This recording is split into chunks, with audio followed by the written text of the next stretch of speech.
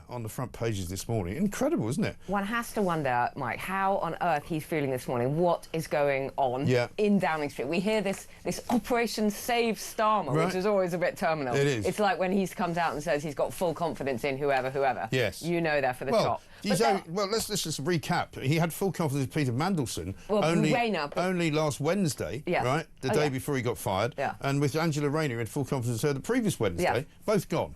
There are so many questions right now, Mike. I don't even know where to start. But in terms of who knew what when, we've gone, you know, we know the detail. Bloomberg released the thousands of words. Yeah. The email, the detail of those emails from Mandy to Epstein. Yes. Did the Prime Minister, I wonder if he saw them, just didn't get it, just didn't get how damaging this stuff was. I'm not buying the fact that they didn't tell him. Did Morgan McSweeney kind of not really release the full details to him? Did he not read them properly? How could he have then gone out on the Wednesday at PMQs and say, I have confidence in the US Well, ambassador? they have a thing called plausible deniability in politics, don't they? Which means that there are sometimes things that they don't show you, but you know they're not showing them to you. It's not as if, you know, we're not idiots. It's not as if you go, oh, I never saw it. Yeah. Because they kind of do a deal. And they'll say, look, it's probably better. You know, there are times in journalism when stuff like that happens sometimes. If a particular investigation's going on, sometimes the editor is deliberately left out of the loop.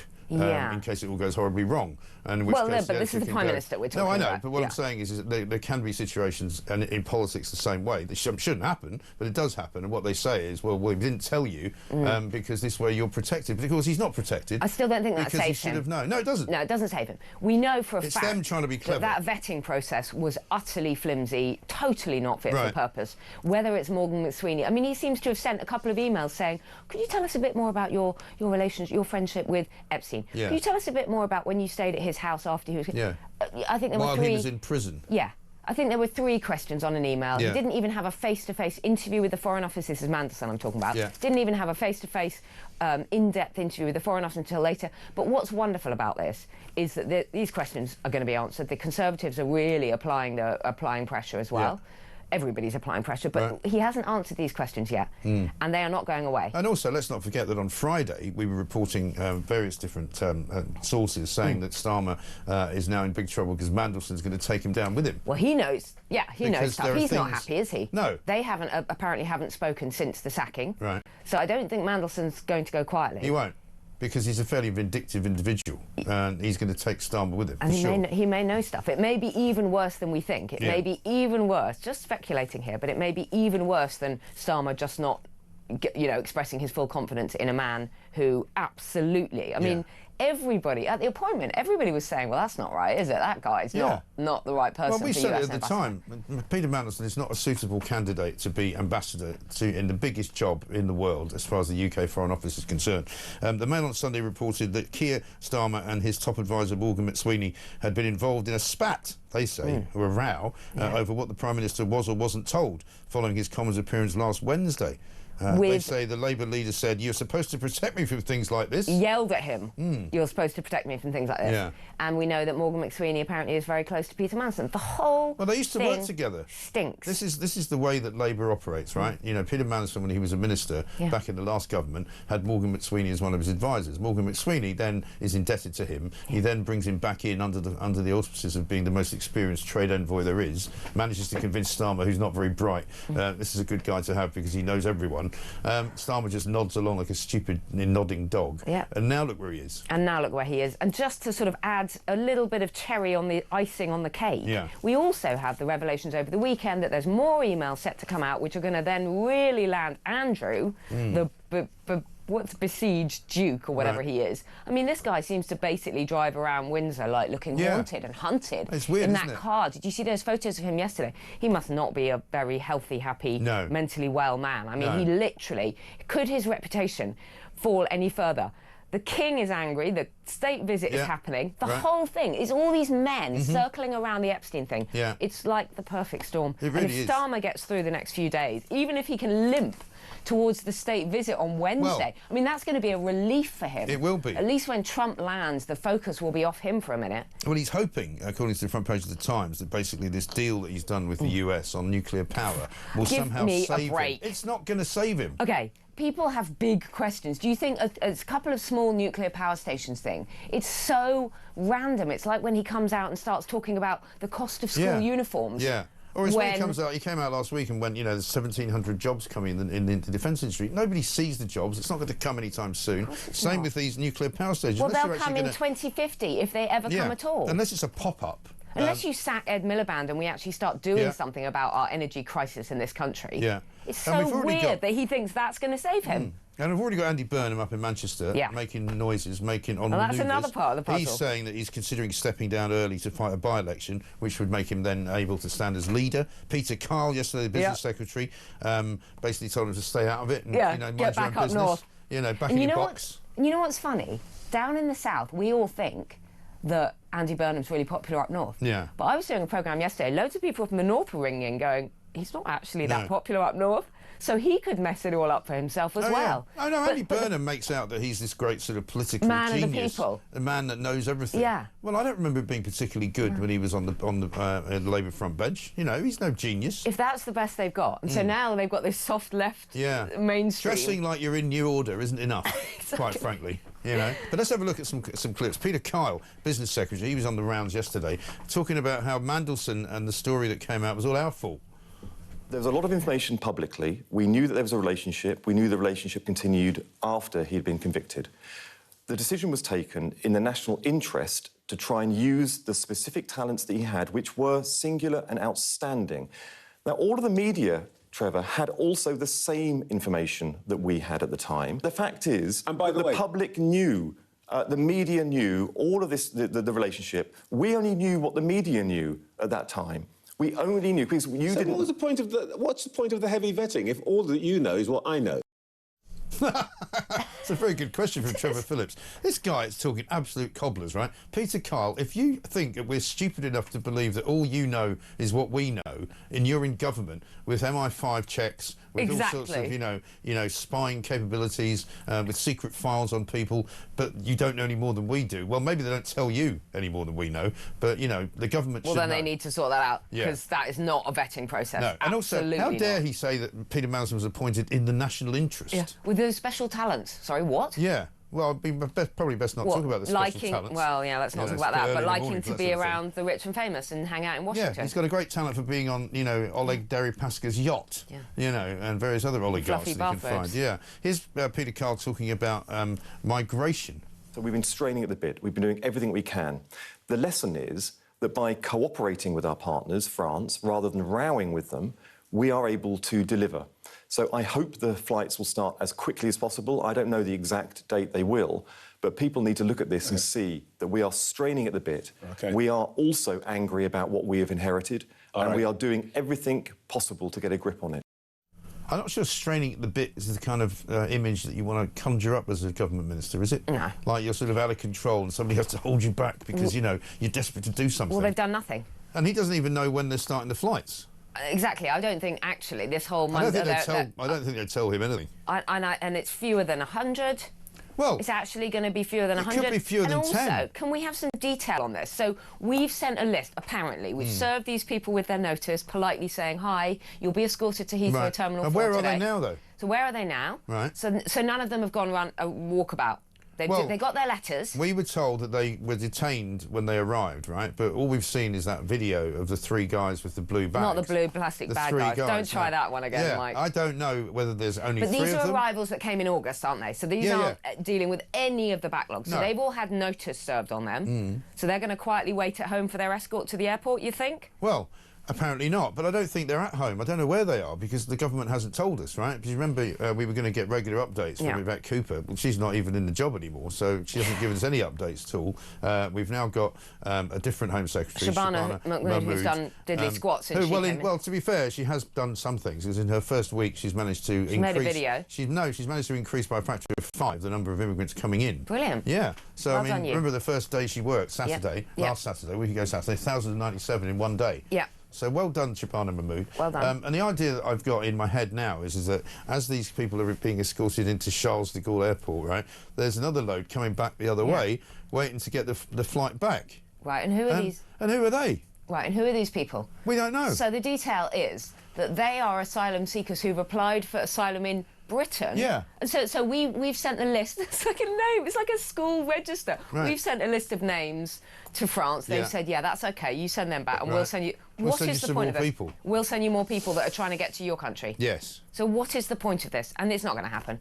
And there are going to be legal challenges. It's certainly not going to result in a reduction in migrants. It's going to. It's still more people. The cost of this is another utterly pointless venture. It is. Failed policy. Yeah. This is not going to get anywhere close. But this is their big idea, right? With the problem. This is their big idea. To send people out who don't belong here, who haven't got any right to be here, to bring some other people in who don't belong here and haven't got any right to be here. But they can't release details because they don't want to give any information to the people traffickers, as if the people traffickers care. Their job is to get a couple of thousand of people and get them over to the country, get them over to the UK. Yeah. This is an absolute joke. This policy, if Starmer thinks that this one-in, one-out deal is going to change people's mind on the failed policy, the immigration policy, he's for the birds. Yeah. Also, the Mail have got a version of the story in which it says that there's a last-minute that there are going to be last-minute challenges. Exactly. Which could mean that they won't go anywhere anyway. And Chris Philp has been saying, you know, this is not going to happen. It's absolutely not going to happen, and it's a complete disaster. Yeah, lawyers will try to block today's one-in, one-out returns, say the Tories. Tory Home Affairs spokesman Chris Philp has said Labour's plan will be overwhelmed by late legal action brought on behalf of the migrants to prevent them being sent back. The government's too naive to realise this. Yeah. Because they've not scrapped the Human Rights Act in immigration matters or the use of modern slavery claims. Ministers will find it very hard to remove people in practice, and he says what we should do is deport every single illegal immigrant immediately upon arrival. Yes. There we go. That would at least he could have done that when he was Justice Minister. Of course he could, but at least that would stop people from coming over. It would. If they were just deported when they arrived illegally. Yeah, but that's not happening. Meanwhile, the group Labour Together, which has very close links with Shabana Mahmood. Now, mainstream, Fruit and Nut, Labour Together. Yeah, Labour Together. They say that they want to give submit plans that would give areas with asylum hotels multi-million-pound thank you payments, which is about 250 areas, receive $4 million each to spend on community facilities. The money would come from a fund financed by the savings made ending the use of hotel accommodation. Sorry, communities being paid to take more migrants into our country. Yeah, yeah. And do local people get a say on that? With our money? Yeah, with our... No, I shouldn't think so.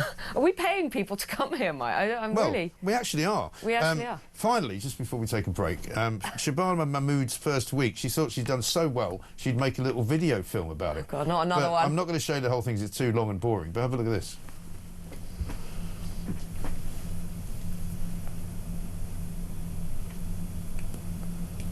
She promised to be, and I quote, a whatever it takes, close quote. With my previous brief, I think you can tell I'm not the sort of person that hangs around. It's just all cobblers, isn't it? But that's a kind of little PR video about her. I've had a meeting. And people who know me say I'm really tough and I don't mess around. Yeah, yeah. That's really embarrassing. I know. Why are they wasting time doing this kind of thing? Because there's so many of them, they've got to give them all something to do. This is really embarrassing, and that's absolutely... There's so much you need to be doing. Yeah. There's so much. This country is in crisis. We have no borders. Right. But she's going to protect them nonetheless, despite the fact that there's people coming in here now because we're inviting them in from France.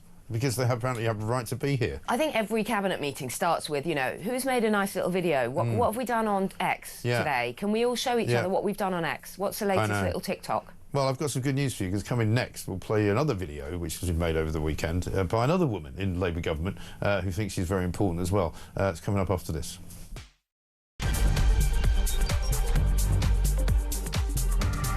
Shall see. I don't believe the arrogant Prime Minister would take any instruction from anyone except Lord Harmer, his go-to man for law.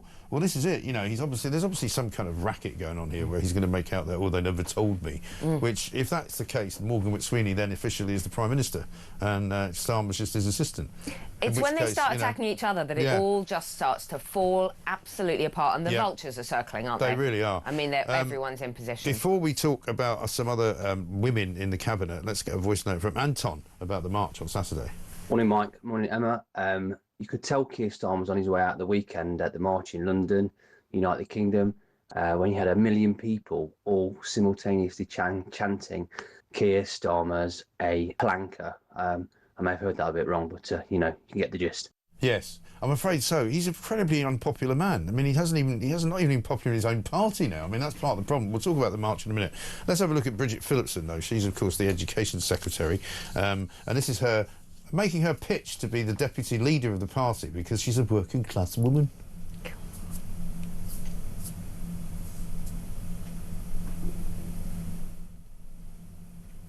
I'm proud of where I've come from. I grew up in a council street in Washington, in the northeast of England. Just me and my mum. I've so many memories from that time. I remember one winter, when we were struggling, a neighbour posted an envelope through the letterbox, marked for Bridget's coat. I'll never forget that kindness, that sense of community. Even though it was a tough area, we still had each other. Growing up, my mum founded a charity to provide refuge for women in Sunderland, fleeing domestic violence. We have to come together to beat reform, to beat the division of far-right politics. Because that isn't Britain, and that isn't who we are. The Britain that I know and love is the neighbour who put that envelope through the door. My mum who set up that charity. And Britain is all of our members, all of you who've campaigned so tirelessly for change. And now we've got to get on and deliver. Unite and bring together working people. Take the fight to reform. And that's the deputy leader that I'll be. See, they're all obsessed with reform, aren't they? They are. She couldn't resist that. Can't get past me it. Mum. Yeah, me mum. So I'm a single mum too, Mike, and I'm looking forward to when my child grows up and makes videos going, me and me mum. Me and me just mum. Simple life. Just, yeah. Come on, come off it. People used to put things through the letterbox, well, I'm sure they did. About Yvette Cooper, she went to Ukraine, apparently, at the weekend. Yeah. They must really be pleased over there that she's now arrived. Have a look. Welcome. We are really... Yeah, well, at least you need a tank to get through the border at Ukraine if you're Russia. But if you want to come to Britain, you just get on a boat. Ukraine has become where people go when they're in trouble. So Harry pitches up in Ukraine. Oh, yeah, he went there as well, didn't he? Boris was in Ukraine the other day. What is this thing about, oh, we'll just use Ukraine as a handy place to film a video talking about compassion and all this nonsense? I know. Ukraine security is our security. That's not actually true. No. I mean, I know Ukraine is an important country, but it's not actually our security. Well, it's less dangerous in terms of, you know, what's happening in Britain if you're in Ukraine than it is if you're in Britain. You know, because as far as we're concerned, we haven't got any defences at all against people coming into our country without and we don't have any money, whereas they're getting quite a lot of money and they've from got a us. load of weapons as well. You know, billions that they can fire at people. But, you know, it's unbelievable, isn't it? Here's the other thing about old Yvette Cooper. She's always promising, you know, constant updates, you know, on what she's doing. So I'm looking forward to what updates are going to come from all of that. Never mind. What can we do? Well, should we talk about Harry? Yeah. He's on the front pages this morning, front page of The Guardian. It says his conscience is clear. Yeah.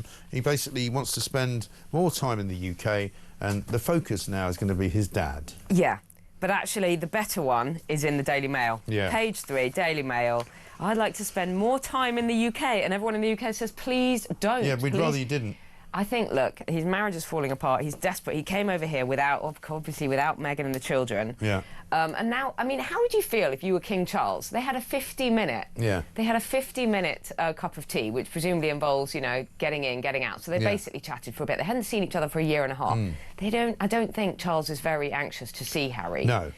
And now Harry comes away, a bit like when he said, you know, I don't know how much longer my father has left. I find the way he talks about his father, the way he talks about the king, so odd and disrespectful. And all it does is wind King Charles up. Yeah. All it does is further, you know, kind of... He's also deluded, right? These relationships. He says that his intimate details that he shared about his family, both in his network, in his Netflix show and also in the memoir Spare, was not about revenge. And he said, I did not air my dirty laundry in public. Yeah, he did. He says the memoir was a series of corrections to stories already out there. One point of view had been put out there and it needed to be corrected. My conscience is clear. It's not about revenge, it's about accountability. Oh, yeah. So he still wants accountability from the palace. I mean, I don't think his father wants him to come over to the UK and spend more time with him. My focus has to be on my dad. This is a man he hasn't seen for a year and a half. I know. It's absolutely ludicrous. And this nonsense that we endlessly hear about security, the security fears for his family, he can't come over here.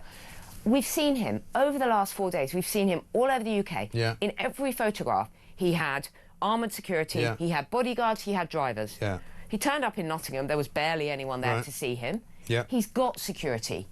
Why does he go wandering around Chelsea in the middle of the night, in the middle of the morning, you know, looking for house parties or whatever? Who knows? It's not... He says you cannot have reconciliation before you have truth. That's him having a swipe at Prince William. Exactly, there we go again. He's revealed that the words of wisdom came from his wife Meghan, who's told him just stick to the truth. What would she know about that? What would she know about the truth? She's never heard of the truth. This is so... and also, half of her family are completely estranged from her. Well, most of her family, apart from her mother, who I think lives in as a kind of unpaid nanny. Yeah. All of her family are estranged from her, and her sister's taking her to court today. Right.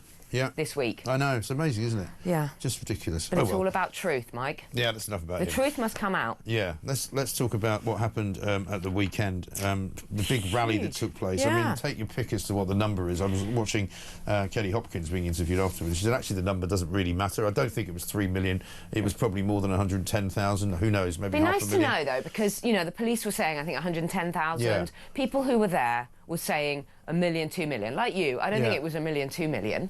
But if it's significantly more than 100,000, it would be nice to know. It was a very large number of people, and a very large number of people who were going out there to just show their support for the flag, to show their support for the UK, frankly, and to espouse, as we heard from our last messenger there, how their hatred of Keir Starmer. Yeah. And apparently it was a brilliant atmosphere. I wasn't there. I wasn't in London. People say it was fantastic. A lot of kids, a lot of families. Yeah. You know, a tiny little bit of trouble, but of course that's what Keir Starmer goes on about. There were 500 plus arrests at the Notting Hill Carnival, none of which attracted anything from Starmer, and now he's going, well, we're not going to have these thugs that are going to... we'll never surrender to far-right protesters who use the English flag as cover for violence.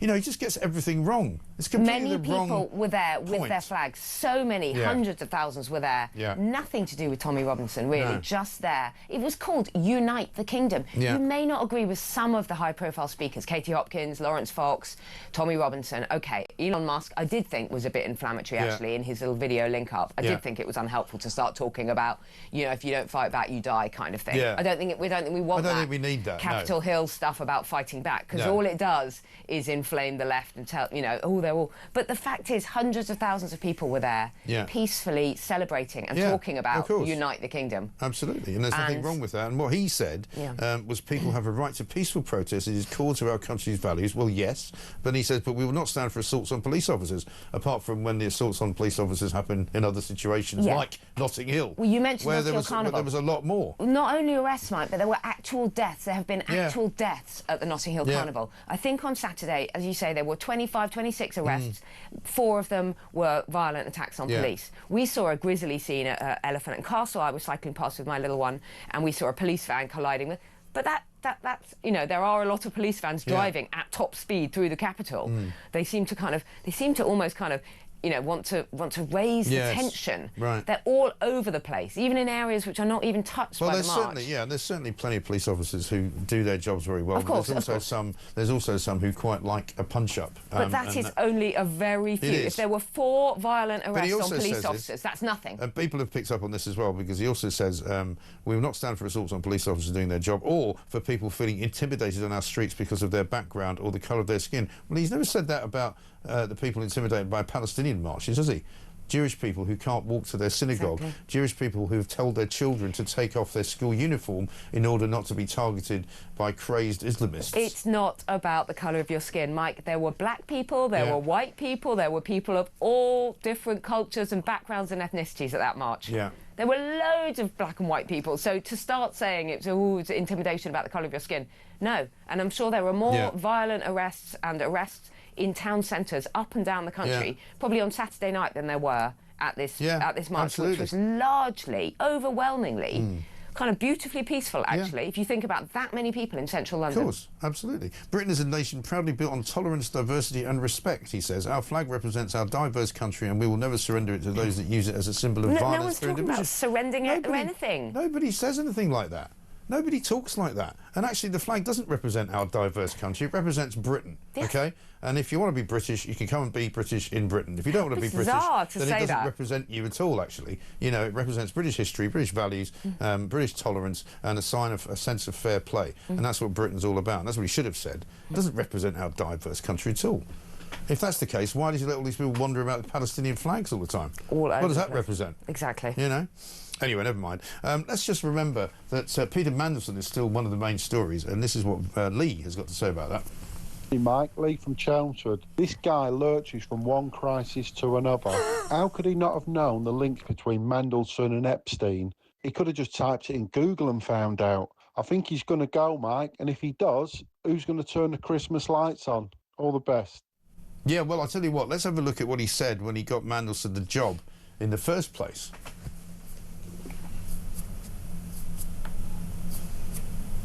There was a lot of information publicly. We knew that That didn't look right. We'll come back and do that in a minute. All right, we'll take a little break, shall we? And you're obviously feeling a bit hungover from the weekend, aren't you? Is that the problem? Anyway, we'll get it all fixed. We've got more clips to play you. We've also got to tell you about why everyone thinks now that police officers on the front line should have guns, and we'll also bring the latest on the Charlie Kirk assailant as well. Turns out he's been having a romantic relationship with his trans roommate. Marvellous, isn't it? 6:37.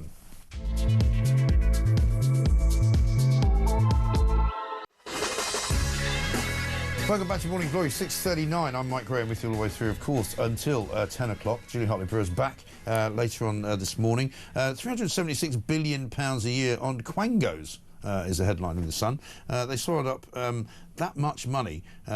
Britain's 438 publicly funded bodies with 500,000 staff accounted for a third of government spending. This is just last year. Just 1 year. Just in 1 year from the Taxpayers Alliance, these figures are. But if this kind of money was not wasted, we wouldn't be facing this hellscape of a budget. But this is the thing. They talk about... They're talking about the £50 billion black hole, which is increasing and increasing, and then we are wasting nearly 400 billion a year. Yeah, because all they know is how to waste money. That's the problem. You know, they can't. They're incapable of saving money.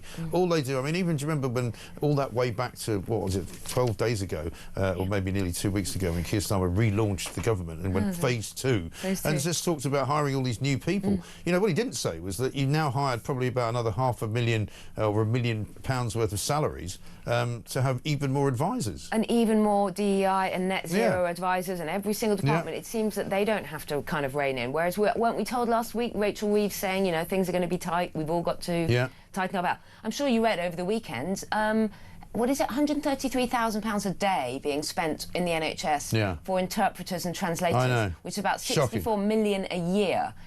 Over the last 5 years, it's doubled, and we could be hiring thousands more nurses. It's that kind of wastage. It is incredible, isn't it? Utter inefficiency. Insane. Apparently in our public services. The most created Quangos came from the Department for Culture, Media and Sport last year, 41. Well, we absolutely don't need more Quangos. No. And that's not even an essential...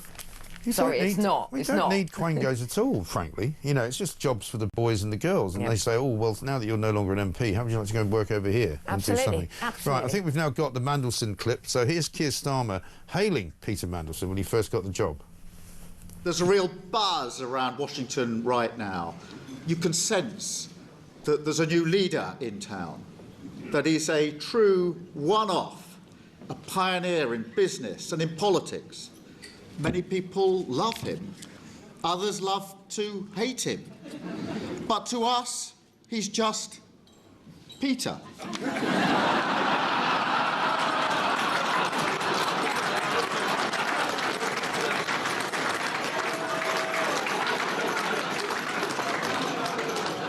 And Peter is the right person to help us work with President Trump and to take this special relationship from strength to strength. Well, maybe he should have been more worried about his real special relationship with old Jeffrey Epstein.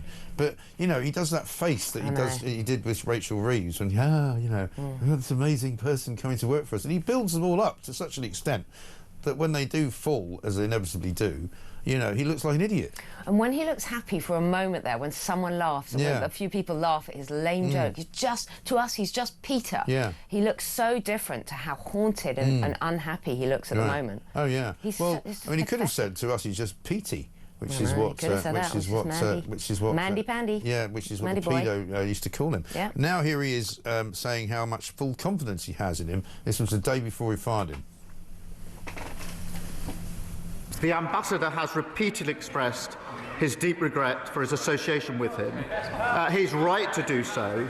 I have confidence in him, and he's playing an important role in the UK-US relationship. That was him sort of squirming on the hook Wednesday. just last Wednesday. Yeah. And by Thursday, he was gone. And he allegedly knew about all of this by Tuesday. Yeah. Why on earth did they not sit down and work out a strategy? Why on earth did they not get rid of him on Tuesday when they saw those emails? It's extraordinary. And I mean, way before that, he should never have been appointed. He should never have got the job, number one. Absolutely Number two, if somehow they managed not to tell Starmer about the things that they should have told him about, he should have still known them. As our last message just said, he could have at least just Googled it and found out what was going on. It's just, I find it incredible that they're this useless. And it goes on and on. Even now, he could have taken action on Friday. Yeah. He could have taken action on Saturday. Yeah. Instead of which he lets it drift, and now what? He wakes up today, and what's the situation now? So now he's got another, because every day he's got a different crisis. I think the Conservatives are asking for an emergency debate on the Mandelson question, aren't they? They're calling for an emergency debate in the Commons. Yeah, because they don't want it to go away, and quite rightly, I think they should be pressing him, because if he did know, there's two problems here. One, if he did know that he was a security risk, which technically is what he was, he should never have got the job. And if he didn't know, then why didn't he know? And what's wrong with the mechanism of government which doesn't tell the Prime Minister that a guy who's about to become the top diplomat in the Foreign Office to the US. To the United States of America, our biggest ally, is a security risk. Because that's what he is. Of course he is. You know, it's not just he had a friendship that he didn't disclose. He's a security risk. You know, what was he doing down there on Pedo Island? In his bathrobe. There are just so many questions that still need to be answered. Exactly right. Let's talk about another couple of funny stories. Give guns to all frontline officers. This is on the front page of the Daily Telegraph. I'm not sure this is a very good idea. We don't, generally speaking, have armed police in this country, but this is according to an internal review which says that Scotland Yard recommends that Metropolitan Police should consider routinely arming officers with semi-automatic pistols.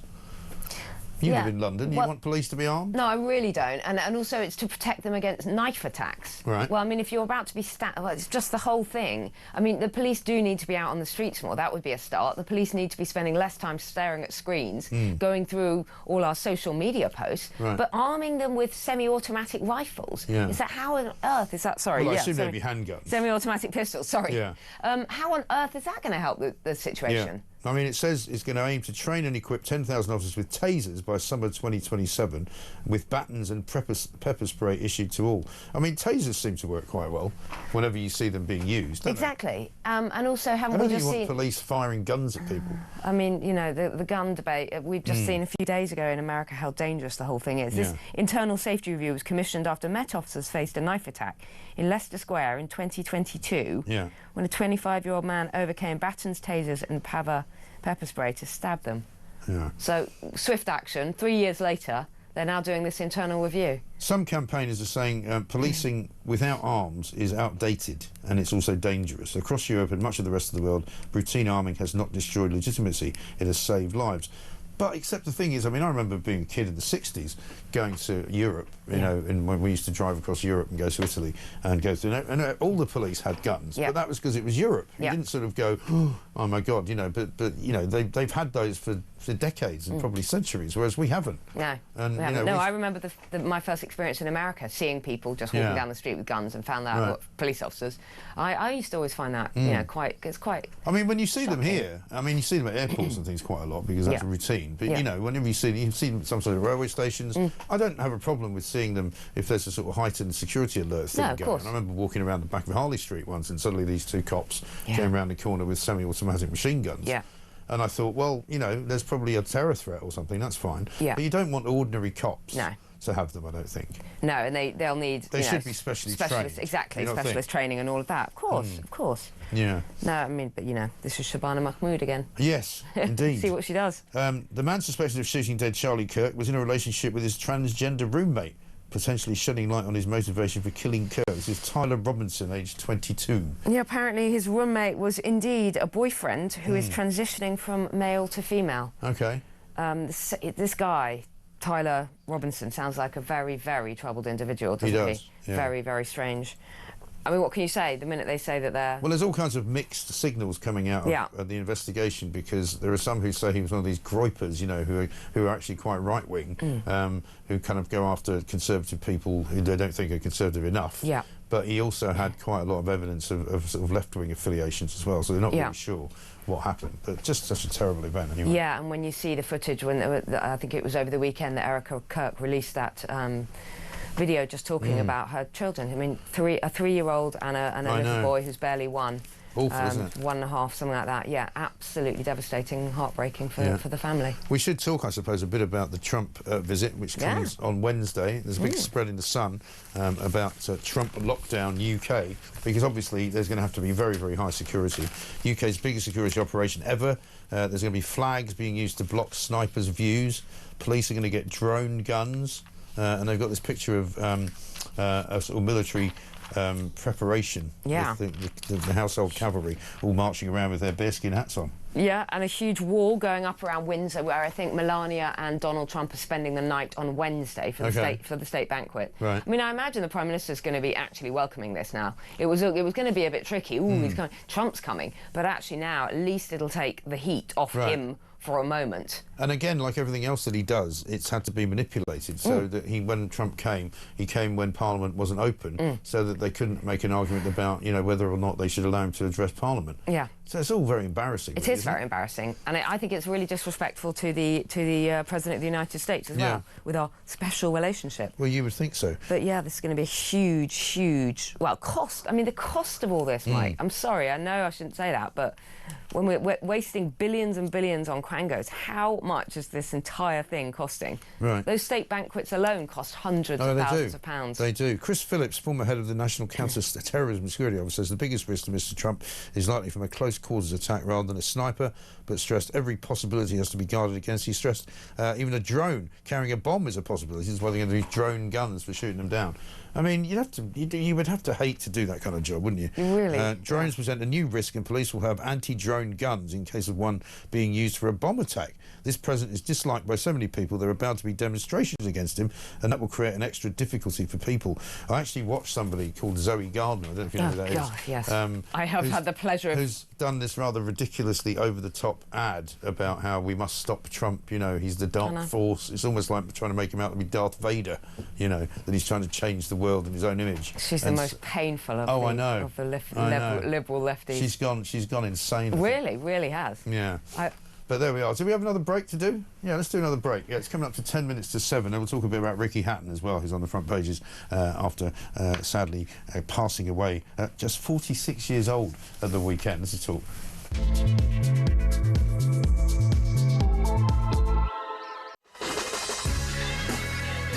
Welcome back to Morning Glory. I'm Mike Graham with you all the way through, of course, until 10 o'clock. It's 6:54. Emma Woolf is here. If Starmer knew about Mandelson's past, he has to go. If McSweeney didn't tell him, he has to go as well. One of them is toast, says McKenzie. I think that's about right, isn't it? And how much longer can he cling on for would be the question. This one from John, who says, Mike, we're currently on holiday in Italy, and I found it very encouraging seeing police wearing guns, multiple female ones as well, at the railway stations and on the streets and at the major tourist locations. It has to happen in the UK, in my view. So maybe, you know, maybe the world is changing. Maybe now, exactly, with the terrorist threat that we always face, and we never know when something big is going to happen in big cities. Maybe there is an argument for that, but as you say, they need to be properly trained. They do. And absolutely I think the police is facing a lot of trouble in terms of recruitment and all of that. So whether they will be able to... Let's just mention Ricky Hatton. We had him on the show here just a couple of years ago, I think. He had a new book coming out, and it was a lovely man. Such a shame. He was found dead at his home at the weekend. No suspicious circumstances. Is what they're saying. No, clearly really troubled, and he talked a lot, hadn't he, about alcoholism and about mental health struggles, and really opened up and encouraged others to actually talk about their problems, especially men in sport, and also to get help. So, so young. The Sun have done an awful lot on it, and we've lost a friend, a mentor and a warrior, Amir Khan leading praise for him, and that's, of course, on pages 2, 3, 4, 5, 26, 27, sports pages as well. Lots of people putting flowers out at his home, and even Pep Guardiola. There was a Manchester derby yesterday. Of course, he was Mr. Manchester, and they won 3-0 against Man United, Manchester City. He said, "That's for you, Ricky," because he's a big Manchester City fan as well. Yeah, absolutely. And terrible, tragic story. Lots of people in his local area in Hyde, in Greater Manchester, talking about him, seeing him out running, seeing him at the pub. Yeah. and seeing him having his favourite, like, you know, big English fry up. Yes. So there was obviously a lot of affection for him in the local area. Absolutely right. Front page of the Express this morning is interesting. It's on exclusive by their investigations editors. Sadiq Khan faces calls to quit after a whistleblower accused the London mayor of refusing to face up to industrial-scale grooming gangs in the capital. Yeah. This is a question that has been put to him a few times by Susan Hall, if you remember, and he never answers, does he? No, he doesn't answer. But this is serious. I mean, this is a former Met police officer, detective, John Wedger, claimed that organised sexual exploitation of children has been rife in London for 20 years on a level far beyond that uncovered in towns such as Rochdale and Rotherham. Wow. Yeah, so, I mean, because that was the sounds like there is a lot to be investigated. Well, Susan Hall put the question to him in one of the, you know, the mayoral question debates where she said, you know, could you tell us, please, why there haven't been any grooming gangs or rape gangs discovered in London? Yeah. And instead of answering, he kind of hid behind this kind of, what do you mean by that? And he tried to make her say Pakistani, effectively, which she wouldn't fall for. But, you know, he just wouldn't answer the question. And it has, I mean, lots of people have said, like she has, it's a bit odd, isn't it, that in one city in London, in Britain, there's none of these gangs when they seem to be everywhere else. And he responds with a kind of race-baiting kind of, you know, you're talking about Pakistanis. That's not racist. I know. Shocking. Yeah. And how Sadiq Khan has dodged, as you say, dodged the questions on the topics 9 times. Yeah, exactly right. Let's get another voice note. This is from Carl on Saturday's March. Hi, mate. Just wanted to send you a couple of videos. Oh, absolutely. What a fantastic day it was yesterday at the Unite the Kingdom rally. There were hundreds and hundreds of thousands of people there, not what the BBC said. I met some lovely people. None of them looked like racist, far-right, anti-migrant protesters like Keir Starmer said. All I saw was patriotic, happy, jolly people who are frustrated at this disgraceful government, and how he can brand us all racist like that is an absolute disgrace once again.